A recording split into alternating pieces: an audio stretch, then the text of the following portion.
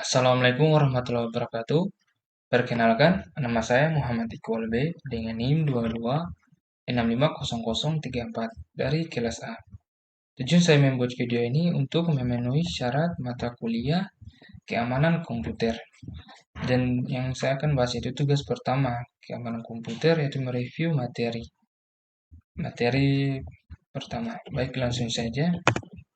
Komputer security.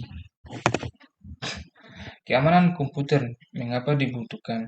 Yang pertama itu, information based society menyebabkan nilai informasi menjadi sangat penting dan menuntut kemampuan untuk mengakses dan menyediakan informasi secara cepat dan akurat menjadi sangat esensial bagi sebuah perusahaan maupun personal.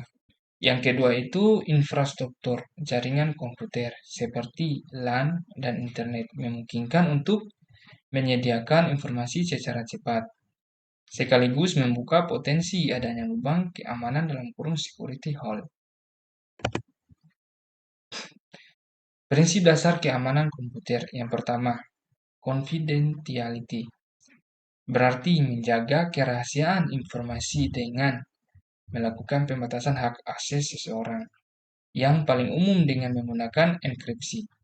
Contoh data-data yang harus dijaga kerahasiaannya seperti data-data yang sifatnya pribadi dalam kurung nama, tanggal lahir, penyakit yang pernah diderita, nomor kartu kredit, nama ibu kandung, dan sebagainya. Data-data milik perusahaan atau perusahaan. Yang kedua, integrity dalam kurung keaslian. Berarti menjamin bahwa data atau informasi yang dimiliki terjaga keasliannya, tidak berubah tanpa pemilik informasi. Integrity merujuk pada tingkat kepercayaan terhadap suatu informasi. Di dalam integrity terdapat dua mekanisme pengamanan, yaitu mekanisme preventif dan mekanisme detektif. Lanjut. Yang ketiga itu availability, berhubungan dengan ketersediaan informasi ketika dibutuhkan. Artinya, informasi harus selalu tersedia saat dibutuhkan oleh user dan dapat dengan cepat diakses. Yang keempat, autentikasi. Metode untuk menyatakan bahwa informasi betul-betul asli atau orang yang mengakses atau memberikan informasi adalah betul-betul orang yang dimaksud. Terdapat beberapa metode autentikasi yang umum digunakan dalam keamanan komputer, seperti autentikasi berbasis kata sandi, berbasis kunci publik atau privat, berbasis biometrik, dan sebagainya. Lanjut, yang kelima itu otorisasi, memastikan bahwa pengguna hanya memiliki akses yang diperlukan untuk melakukan tugas mereka dan mencegah pengguna yang tidak sah atau menyalahgunakan hak akses dengan memberikan hak akses yang tepat. Sistem dapat mengontrol akses pengguna dan menjaga keamanan sumber daya dan informasi yang sensitif. Yang keenam, itu non-repudiation, dalam kurung tidak dapat dibantah. Non-repudiation atau tidak dapat dibantah merujuk pada konsep dalam keamanan komputer, di mana pengirim sebuah pesan atau transaksi tidak dapat membantah bahwa ia telah mengirim atau melakukan transaksi tersebut. Ancaman keamanan komputer secara umum. Yang pertama itu manusia. Hacking atau cracking atau siapa saja yang berusaha atau telah mengakses sistem tanpa izin dari pihak yang berwenang.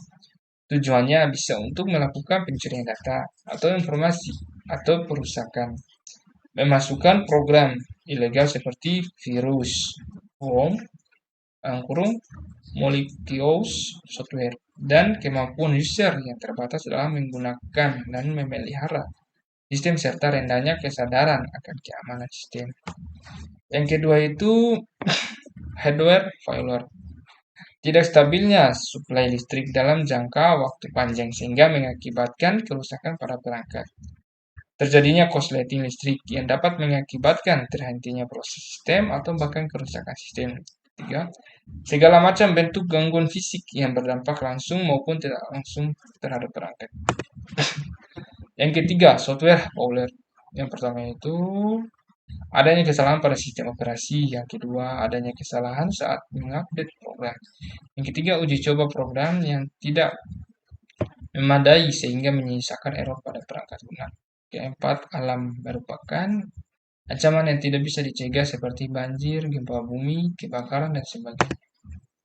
Lanjut, ancaman keamanan komputer terbagi atas 4, yaitu yang pertama, keamanan bersifat fisik, termasuk orang ke gedung, peralatan, dan media digunakan. Contoh, denial of service dilakukan misalnya dengan mematikan peralatan atau membanjiri saluran komunikasi dengan pesan-pesan dalam kurung yang dapat berisi apa saja karena yang diutamakan adalah banyaknya jumlah pesan. Kedua, wiretapping atau hal-hal yang berhubungan dengan akses ke kabel atau komputer yang digunakan juga dapat dimasukkan ke dalam kelas ini. Scene float attach, di mana sistem host yang dituju dibanjiri oleh permintaan, sehingga dia menjadi terlalu sibuk dan bahkan dapat berakibat macetnya sistem. Yang kedua itu keamanan yang berhubungan dengan orang personel. Yang pertama, identifikasi user, username dan password. Yang kedua, profil resiko dari orang-orang yang mempunyai akses, pemakaian dan pengulang. Yang ketiga itu keamanan dari data dan media serta teknik komunikasi. Itu enkripsi, firewall, VPN. Yang keempat, keamanan dalam operasi. Adanya prosedur yang digunakan untuk mengatur dan mengelola sistem. Keamanan dan juga termasuk prosedur adalah serangan post attack recovery. Security attack model. Yang pertama, interruption. Perangkat sistem menjadi rusak atau tidak tersedia. Serangan ditujukan kepada ketersediaan dalam kurung availability dari sistem. Contoh serangan adalah denial of service. Yang kedua itu interception. Pihak yang tidak berwenang berhasil mengakses aset atau informasi. Contoh dari serangan ini adalah penyadapan dalam kurung briefing, man in the middle, phishing, keylogging, wiretapping. Yang ketiga, modification. Pihak yang tidak berwenang tidak saja berhasil mengakses, akan tetapi dapat juga mengubah dalam tamper aset. Contoh dari serangan ini antara lain adalah mengubah isi dari website dengan pesan yang merugikan pemilik website. Yang keempat, fabrication. Pihak yang tidak berwenang dapat membuat hardware dan software palsu untuk mengontrol sistem. Contoh dari serangan jenis ini adalah memalsukan hardware seperti aslinya dan atau memasukkan pesan-pesan palsu seperti email palsu ke dalam jaringan komputer. Ini adalah ilustrasi serangan komputer. Bisa dilihat ada gambar hacker, internet service, government, ada gambar komputer dan handphone, ada keamanan dan internet, Facebook, Line, dan Twitter. Baik, lanjut. Contoh kasus akibat jebolnya keamanan komputer di Indonesia. Ini adalah 15 contoh kasus nyata akibat dari jebolnya keamanan komputer di Indonesia. Yang pertama itu ada pembobolan situs web di KPU pada pemilu 2019. Kedua, serangan ransomware WannaRig pada tahun 2017 yang menyerang banyak institusi dan perusahaan di Indonesia. Yang ketiga, pembobolan situs web Kominfo oleh hacker pada tahun 2016. 4. Pembobolan situs web Bank Mandiri pada tahun 2015. Selanjutnya, serangan DDoS pada situs web BCA pada tahun 2014. Pembobolan database warga negara Indonesia di Malaysia pada tahun 2013. Pembobolan situs web PT Telkom pada tahun 2012.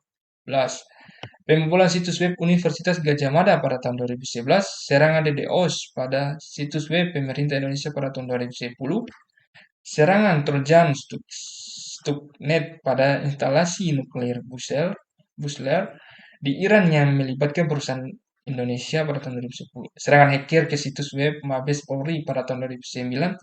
Serangan hacker ke situs web Presiden RI pada tahun 2008. Pembobolan situs web Kedubes AS di Indonesia pada tahun 2007. Serangan virus Love pada tahun 2000. Serangan virus Melissa pada tahun 1999. Baik, mungkin itu saja yang saya bisa jelaskan pada video saya. Bila ada kesalahan atau kekurangan kata pada video saya memohon maaf.